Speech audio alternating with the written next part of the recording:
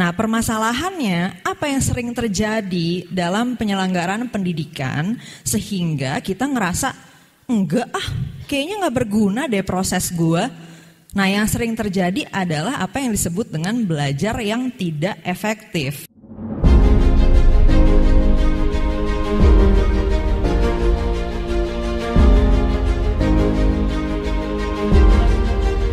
Jadi biasanya yang nggak ngerti bilang nggak berguna. Nah, sedangkan teman-teman gue yang jago matematikanya, mereka bakal bilang berguna banget kan. Nah, dari sini gue tuh jadi mikir, kayaknya orang tuh ngerasa nggak berguna karena memang kebetulan dalam proses dia belajar nggak efektif atau gimana gitu ya. Jadi dia jadi nggak ngerti. Nah, ketika lu nggak ngerti ya, of course jadi nggak berguna ya kan. Seems appropriate buat ngisi di sekolah. Halo dulu deh, selamat siang semuanya. Oke, bisa panggil gue Kania.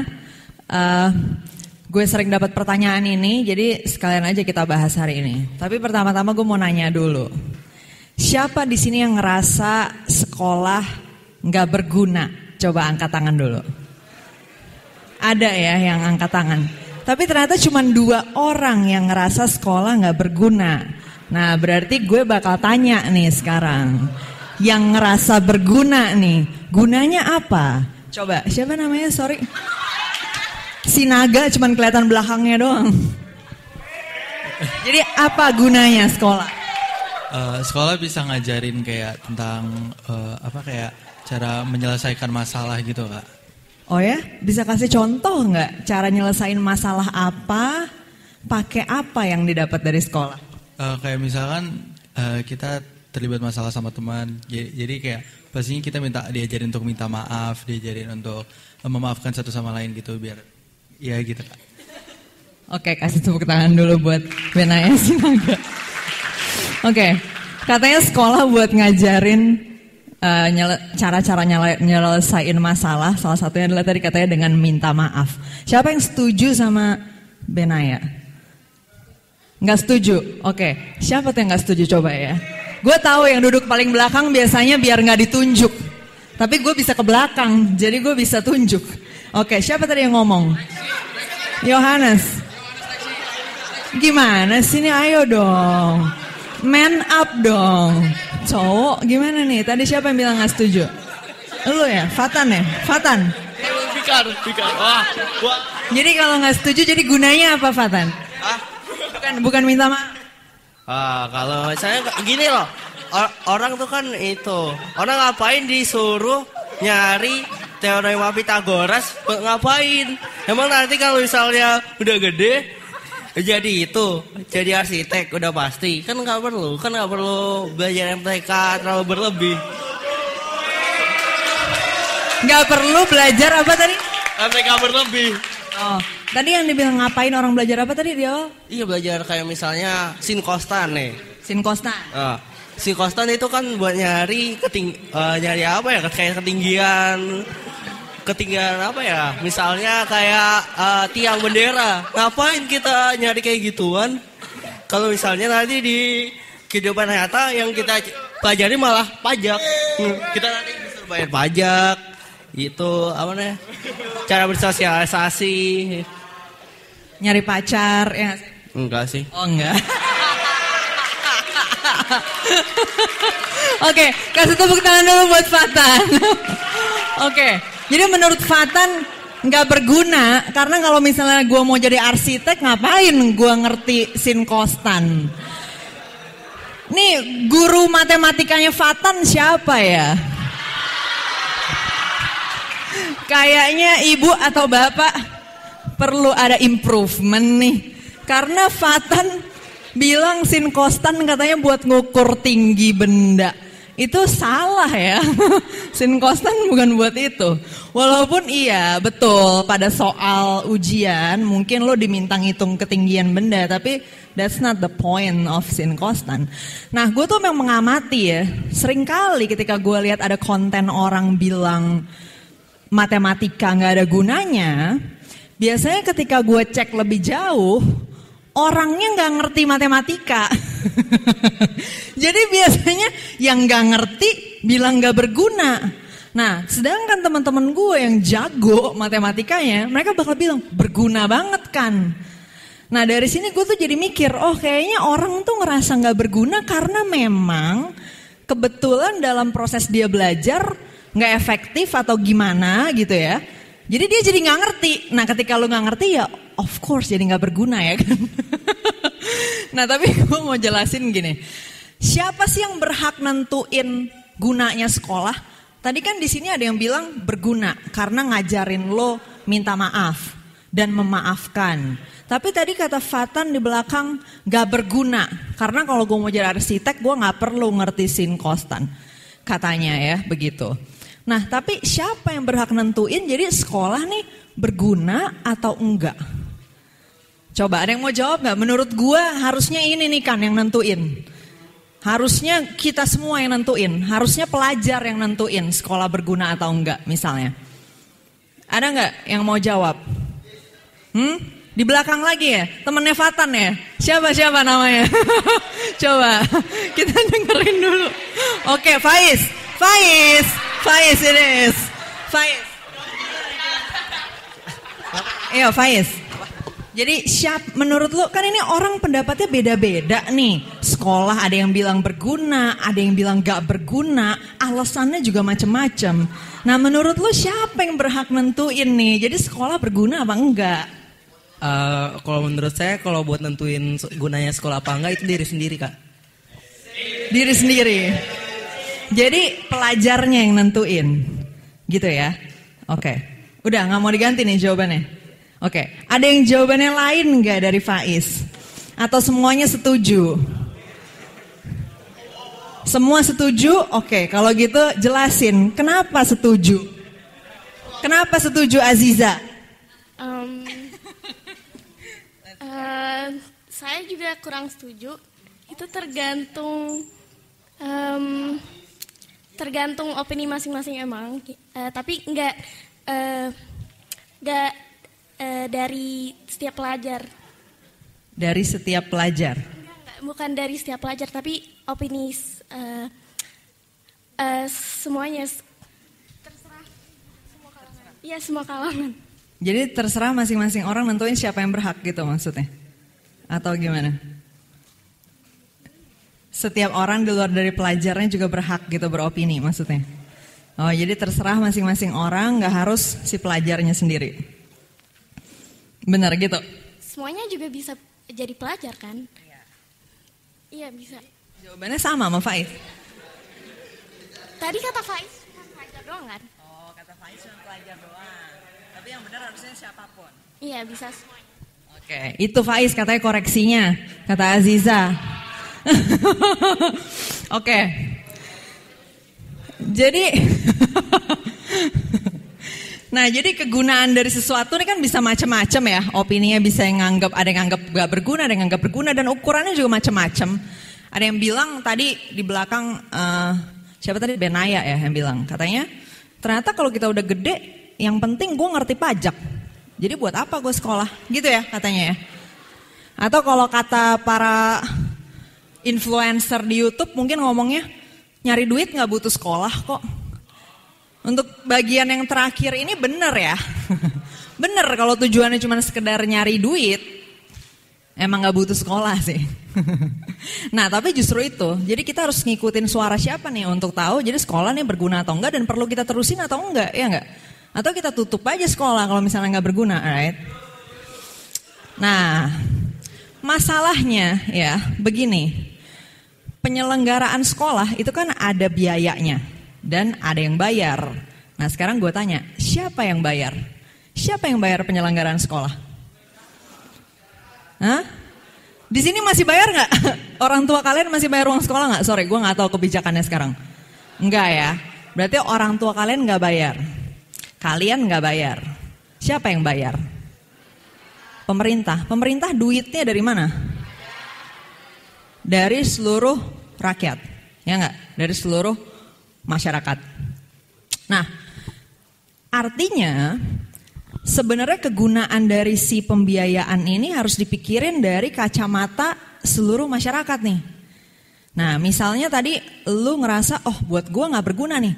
Nah tapi masalahnya gini, dalam proses belajar ketika kita belum ngerti sesuatu kita gak bisa ngerti gunanya. Dan sebaliknya juga, misalnya gini, gue mau jago main piano, gue gak bakal ngerti apa yang gue butuhin untuk bisa jago main piano karena gue belum bisa main piano gitu.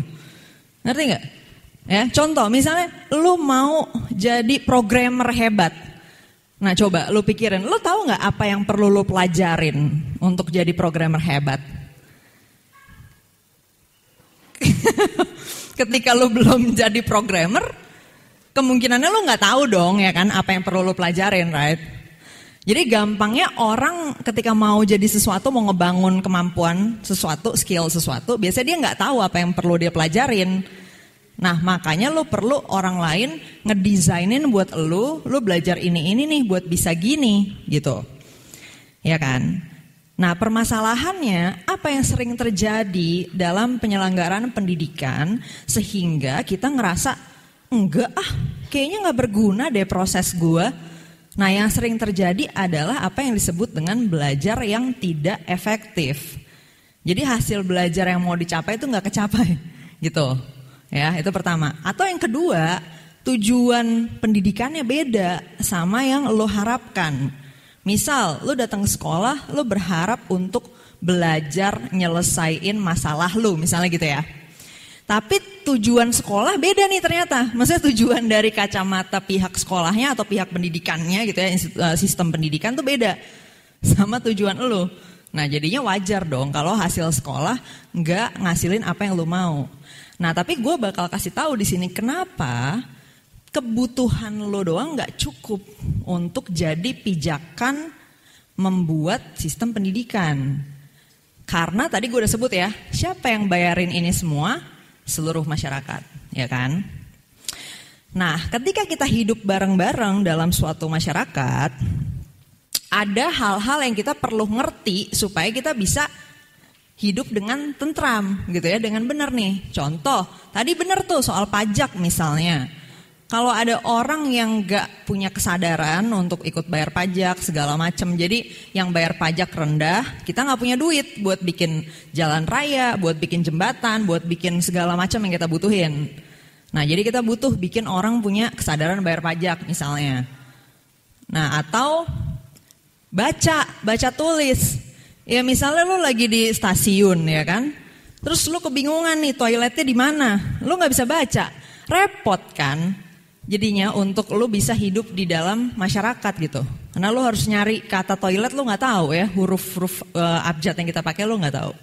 Nah maka itu ada kemampuan-kemampuan tertentu yang perlu dikasih nih lewat pendidikan dasar ini.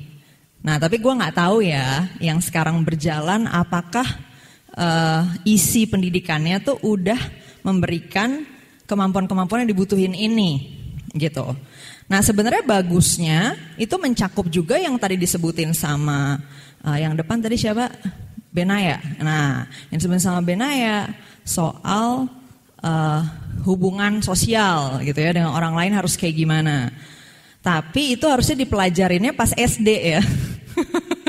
Karena kalau lu udah segede gini, pertama kecenderungannya karakternya udah kebentuk banget. Terus yang kedua, lu udah harus belajar skills yang lain di luar dari urusan hubungan sosial dan emosi dalam diri lu sendiri. Contohnya tadi, lu mau jadi arsitek, lu udah harus mulai bangun skill yang dibutuhin untuk jadi arsitek. Fisika dasar udah pasti. Nah kalau misalnya lu mikir oh bangun arsitek kan butuhnya cuma bikin gambar rumahnya doang kan. Ya tapi kan ada prinsip-prinsip fisikanya bos. Contoh memahami bahan ya. Kalau lo mau milih antara bahan kayu, bahan kaca, bahan stainless steel misalnya besi yang sifatnya metal gitu kan. Nah itu kan ada sifat-sifat bahan tuh. Itu fisika dasar. Kalau lo nggak ngerti itu lo jadi arsitek puyeng pala lo ngurusin bangunan-bangunan ini ya kan. Nah atau tadi matematika dasar.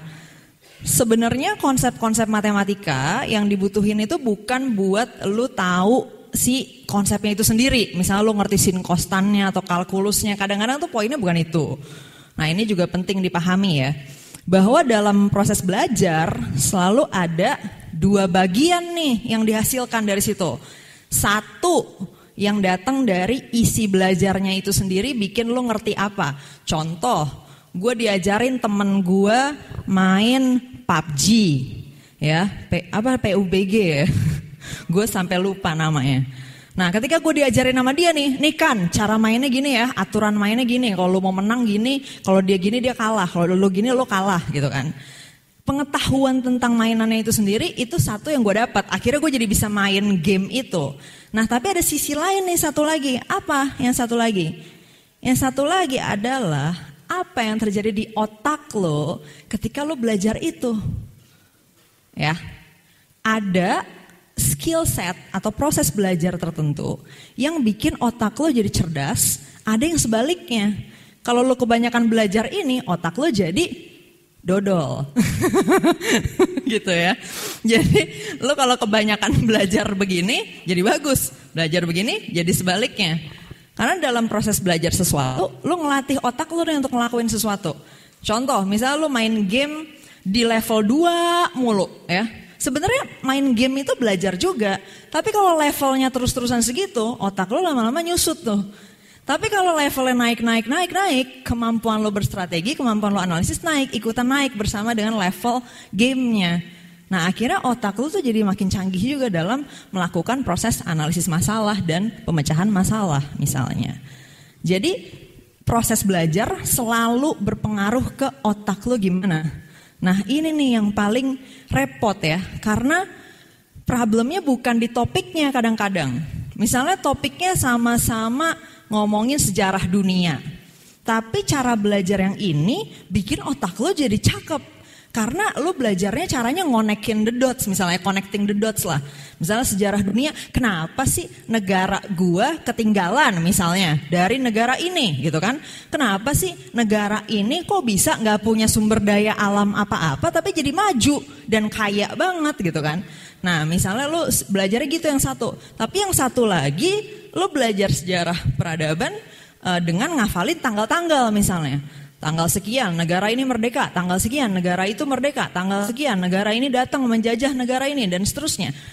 Otak lo kebentuk beda nih di 2 proses belajar ini walaupun topiknya sama-sama sejarah peradaban. Nah, jadi poinnya adalah proses belajarnya matters more dibanding isinya. Nah, balik ke pertanyaan awal ya. Sekolah buat apa? Kalau lu tanya ke gue sebagai salah satu yang bayar pajak. Nah kan gue bayar pajak juga ya. Lu bayar pajak juga. Tadi Aziza juga udah setuju katanya semua boleh beropini. Nah sekarang gantian opini gue. Menurut gue sekolah harusnya itu memberikan kegunaan 2 sisi. Pertama dari kebutuhan lu sebagai individu. Oke, misalnya lu ada yang mau jadi musisi hebat, ada yang mau jadi atlet hebat, ada yang mau jadi pelukis, ada yang mau jadi politisi dan lain sebagainya. Nah, sekolah sebisa mungkin memfasilitasi lu jadi apa yang lu mau itu dengan sebaik mungkin. Tapi menurut gue harus ada kegunaan satunya lagi nih, yaitu lu sebagai bagian dari masyarakat. Ketika masyarakat kita dipenuhi oleh orang-orang yang cerdas, logikanya benar, fakta-fakta di belakang pemikirannya benar, keputusannya sehat, hidup kita lebih enak dibanding sebaliknya, iya nggak? Iya nggak? Ya kan? Kalau lu capek nggak kalau misalnya lu dikelilingin sama orang-orang, buset deh, nih orang gimana sih? Katanya mau manasin air, kok airnya dimasukin ke freezer? Kan bukan jadi panas, jadi es batu dong, iya nggak? Atau enggak lagi di jalan lu naik motor, lu bingung, anjir nih orang mau belok di sini baru ngesen di sini, gitu kan? Detik ini mau belok, detik ini dia ngesen, hampir gue nabrak, gitu kan? Kan repot hidup dengan orang-orang seperti ini, ya kan? Mau belok kanan, sennya ke kiri, mau belok kiri, sennya ke kanan. Atau kemarin tuh yang sempat terjadi akhirnya menjadi tragedi, karena dia nggak ngelihat ruas jalannya itu lagi kontraflow. Terus dia belok ke titik yang gak tepat lah gitu kan. Akhirnya terjadi kecelakaan besar. Tapi intinya itu baru contoh di jalan raya aja. Belum di yang lain-lainnya lagi. Misal di antara kalian ada yang jadi dokter. Logikanya gak benar. Akhirnya diagnosisnya ngaco. Akhirnya orang bisa sakit bahkan meninggal. karena penalaran-penalaran yang ngaco. Artinya kita semua sebenarnya butuh untuk punya masyarakat yang cerdas. Ya kan? Masyarakat yang cerdas, punya fakta-fakta yang benar dalam pikirannya sehingga keputusannya sehat. So, menurut gua harusnya itu gunanya pendidikan dasar. Nah, pertanyaan yang menjadi PR buat lo bawa pulang adalah apakah sekolah kita hari ini sudah mengantar lo ke sana? Atau menurut lo kayaknya gue gak dapet dua-duanya deh kan? Silakan lo renungkan. Dan kalau lo punya solusinya, misalnya menurut lo harusnya gimana, silakan bersuara. Sekarang di era demokrasi semua orang bisa bersuara. Suara lo mungkin didengar sama orang-orang yang punya gerakan, yang punya institusi, yang punya jabatan untuk bisa mengubah. Bisa jadi ide lo akan diterapkan. Cuman sayangnya tentu aja itu akan dinikmatin sama generasi berikutnya. Jadi bukan sama kalian sendiri. But ketika lo menjadi salah satu change makers, itu tetap menurut gue menjadi legacy yang harusnya membanggakan buat lo juga. Itu aja dari gue. Gue Kania Cita, thank you semuanya udah dengerin. Mari menjadi anak muda yang berdaya sejak muda. Thank you.